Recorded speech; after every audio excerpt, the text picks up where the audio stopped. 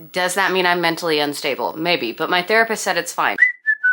Hello, hello, hello. Welcome back to my channel. My name is Bailey. If you're new here, welcome. I like to read a little bit. Today we are going to be talking about books that made me ugly cry. And I mean like Kim K ugly cry. Whether it was from sadness, whether it was from confusion, whether it was from frustration, any of those things. Not every single book that has made me cry is going to be on this list. It is just going to be the most memorable ones that I can remember off the top of my head. Okay? Okay. Thank you. I am one of the girlies that loves to giggle in books, but I also love to cry, okay? I feel like it just lets me let my emotions out, and that is why I do it. Does that mean I'm mentally unstable? Maybe, but my therapist said it's fine. Granted, I didn't tell him how many books I read a year. I just told him that I use reading as an escape, and he said, oh, that's healthy. Is it? Is it? A roundabout number since I said that to him has been like 300 books ago. And I have not mentioned it since because I'm so scared he's going to say, Bailey, this is bordering on obsession. And I'm going to say, doctor, mind your business. Anyways, let's just jump right into it. All of the books that made me ugly cry. I'm going to tell you a little bit about them as we go through them. It's going to bring back the emotions. Starting off with one of my most recent reads that made me cry, The Fabric of Our Souls by K.M. Morinova. This was the first book that I read this year, and I felt personally victimized by it, okay? This book follows two people who are in a mental institution, and it's a thriller romance, so there's also a mystery plot underlining it all. And the female main character doesn't want to be alive anymore, and the male main character is a masochist. So he's like, no, pain. I want you to be alive. Hello. And he's super hot too. The mouth on this man. But I did not expect a thriller romance to make me cry like this one did, because here's the thing. This book focuses very heavily on mental health issues, and I felt attacked. I felt attacked. Okay, and then the plot twist at the end had me sobbing. Oh my God, I was crying so hard. Why? Why? Granted, there is going to be a second book now that will hopefully make up for this, but I have a feeling K.M. Morinova is going to hurt us again. So that is book one that has made me cry recently. And then another one that has been recent, A Love Letter to Whiskey, specifically the 5th anniversary edition by Candy Steiner. Now, here's the thing. This did not make me cry. Well, okay. It made me cry sad tears, but more so frustration tears. Have you ever read about a book couple that just kept on making the same mistakes over and over and over and over again? Because that is this couple. Okay, this is the perfect example of right person, wrong time and self-sabotage. I was so mad at these characters because they obviously belong together. Hello? I mean, you keep circling around each other for years and you just can't get it right. So this one frustrated me. Frustration tears, sad tears, but it also was a book that I quite literally could not put down. You could not have paid me to put down this book. I was in it for the long haul, and the long haul meant, I think it was like 14 hours total, and that was in between sleeping. Yeah, that's about it. Like, I slept too that night. I read this book so fast. Maybe not 14 hours. Maybe I'm exaggerating. I'm making myself seem like a fast reader. I like to absorb things, okay? I read pretty fast, but I don't think I read that fast. So we'll just say it was within a 20-hour period because I started it one night and I finished it the next morning or early afternoon. So I don't want to be lying to y'all, but if you haven't read this book and you love angst, and good spice with a slow burn, read it. What are you doing? And then we have a duet that I was personally victimized by. I just hit myself in the face. Why do I always do that? The Torment duet by Dylan Page. Okay, I have beef with these books. I still cannot listen to the song The Night We Met by Lord Huron ever again. It's just... Okay, if you have not heard me talk about these are in my God tier, okay? Because they pulled so much emotion from me. I was sobbing into my pillow, worried that I was going to wake my husband up and he was going to think that somebody died. Okay, that's how much these books made me cry. I was manipulated by the characters in this book, by one character in particular, because I didn't know whether to love him or to hate him. I was very confused. This follows our FMC and her stepbrother, the MMC. And the stepbrother starts to develop feelings for her. Okay, Feelings that a stepbrother should not, in fact, have. But it's also a motorcycle club book. So, or books. So that's interesting. But it was just, it's very, very heavy. So if you decide to pick these up, please, please, please, I cannot stress it enough, check your trigger warnings. I don't even know if I would consider these romance, to be completely honest. I mean, there is romance in them, but it's so different. I have nothing to compare to this duet, like at all. And I'm so scared to finish the rest of the series because I feel like I was hurt enough. You know, I went through enough pain. I don't need to go through more. I do recommend them though, if you want to feel something terrible and wonderful at the same time. I don't know. I'm still conflicted. I don't know. I still don't know how to feel about these books. That's why they're in my God tier, because I'm still thinking about how to feel about them to this day. Okay, and they are so well written. And then we've got a series that has my entire heart and soul. The Boys of Tommen by Chloe Walsh. Okay, here's the thing. I love them all. I love them all. But Binding, Keeping, Saving, and Redeeming were all 6-star reads.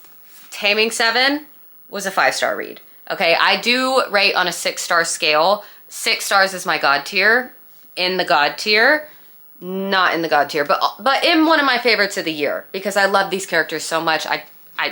I'm sorry. A lot of people aren't liking Taming 7 right now. Let me just say that real quick. Let's talk about this for a second, because I feel like we as readers need...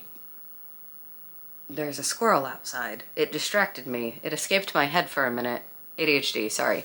Anyways, I feel like we as readers need to lower our expectations a little bit, and we need to stop getting on authors' social medias and telling them that their book wasn't good enough, okay? They have spent hours upon hours writing these books for us, and for us to just shit on it is not cool, dude. Not cool at all, okay? Even if you didn't like it, just mark it as a 1-star on Goodreads and go about your day. Write a review, go about your day. But you don't have to bombard the author, okay? Like personally. I loved Taming 7 because I love these characters. Now, I would say they're younger, but honestly, they're not. I do not consider these YA because they have very heavy-hitting topics. It's very found family oriented. They all go through some type of trauma. Specifically, my favorite though is Joey, okay? Joey Lynch is everything to me, and I love him. I think it's because I relate to him the heaviest out of all of the characters in this series. I just love him so much. Okay, there's rugby. This is based in Ireland. There's jokes, there's laughter, there's crying, there's sobbing, there's very heavy-hitting topics. If you're gonna read it, check your trigger warnings, but I highly recommend this series. This series is engraved into my soul. They are a part of me now, to put it simply. It's absolutely amazing. If you have thought about reading it, I would absolutely pick it up. It's so wonderful. Another series that I actually just got a tattoo for. Yeah, it's Magnolia Parks. You guessed it. Yes, specifically this one and this one made me ugly cry. Okay, they all made me cry, but these made me ugly. It was like Kim K, I can't find my diamond earring. There are people dying, Kim. Like that kind of cry, okay? You can tell, I got these covers actually after they were already released. I read all 4 of the first ones on Kindle, and then I tabbed the shit out of this last one when I got it because I loved it so much. This is toxic, okay? I've talked about this series so much. I feel like I'm beating a dead horse, but y'all just listen. If I haven't convinced you by now to pick up Magnolia Parks, I'm gonna try again, okay? It's not for everybody. Let's keep in mind that Jessa Hastings does write flawed characters. She writes people that you're not gonna like at first, okay? I didn't very much like them at first, except for Daisy and Julian. I loved them at first. Julian Hayes is the ultimate book boyfriend, and you can't change my mind. Yes, they are toxic. They have issues. They have a lot of growing to do, but by the end of a series, Jessa is going to prove to you just how much growth they have done. Now, Magnolia's story is done, so all the Magnolia Parks ones are done, but Daisy's story is still continuing. I think we get 2 more books from her point of view, and it will never be enough. I love her. I love these characters so much, okay? I love them. It's Gossip Girl in London, but with a little bit of crime family.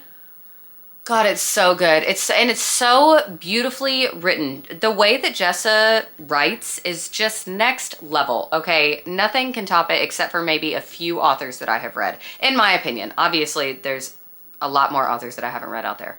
Chef's kiss. Love it, love it, love it, love it. If you haven't picked up this book yet, do it. Cry with me, please. And then we have one that tricked me. I thought that this was going to be a cutesy little romance. Boy, was I wrong. Okay, this is like heavy hitting. I think you should go in blind to this book if you're going to start it, to be honest. I don't want to tell you too much about it, except for it is best friend's brother, okay? And age gap. And oh my God. I went into this thinking, oh my God, I'm gonna have such a good time. It's gonna be so much fun. It's a pink cover. Of course it's gonna be fun. Bailey, you lied to yourself. You lied to yourself and you lied to everyone around you. This book hurt me, okay? It focuses a lot on mental health. So you do need to check your trigger warnings if that is something that triggers you before you go into it. I would at least, I'd recommend that. But it is absolutely fantastic. Parker S. Huntington really knows how to make you feel emotion too. I don't know how these authors do it, honestly. It's words on paper. How does it make us cry? But it does. Every single time. Every single time. Like I said, that is not all of the books that have made me ugly cry. It was just some of them. But I feel like that was a pretty good stack. And if you want to cry, just pick one. Any of them. Pick them. They'll make you cry. They made me cry. If they don't make you cry, are you okay? Let me know what other kind of recommendation videos y'all want to see. I love recommendation videos because I love talking about the books that I love so much. That's the whole reason I started creating content, was so that I could talk to people about these books, because I'm pretty sure my husband was getting real tired of it. Bless him, because he listens very intently, but he has no idea what I'm talking about. It's kind of like whenever he comes home and tells me about work, I don't know what he's talking about, okay? But I listen nonetheless, because that's what we do. So I just wanted to talk to y'all about this, and look at me now. I just won't shut up. I can't stop yapping ever. Anyways, I hope that y'all like this video. Like and subscribe, do the things, you know the drill. I love you guys, and I will see y'all next week.